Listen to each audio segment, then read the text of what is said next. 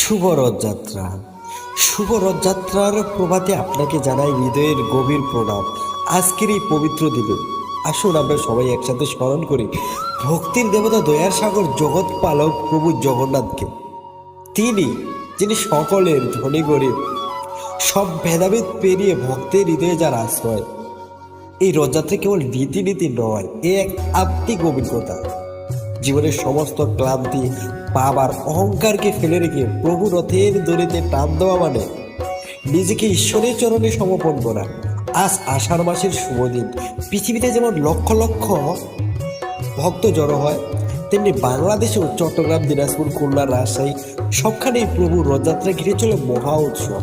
শঙ্খের ধ্বনি, উলুধ্বনি আর হাজারো মানুষের কণ্ঠে ধ্বনিত হয় জয় জগন্নাথ, জয় বলরাম, জয় সুভদ্রা। জয় রথযাত্রা। রথযাত্রা শুধু একটি উৎসব নয়, এ যেন এক আধ্যাত্মিক যাত্রা। ভক্তি, বিশ্বাস আর ভালোবাসার এক মহামিলন। প্রতি বছর আষাঢ় মাসে জগন্নাথ, বলরাম আর সুভদ্রাকে নিয়ে বের হয় বিশাল রথ। এই রথ শুধু মন্দিরের গণ্ডি পেরোয় না, তা পেরিয়ে যায় মানুষের হৃদয়ের গভীরে। পুরীর মতোই বাংলাদেশের নানা প্রান্তে আজও রথযাত্রা ঘিরে চলছে মহা উৎসব। শঙ্খের ধ্বনি, উলুধ্বনি আর হাজারো মানুষের জয়ধ্বনি মিলেমিশে সৃষ্টি করছে এক অপার্থিব পরিবেশ।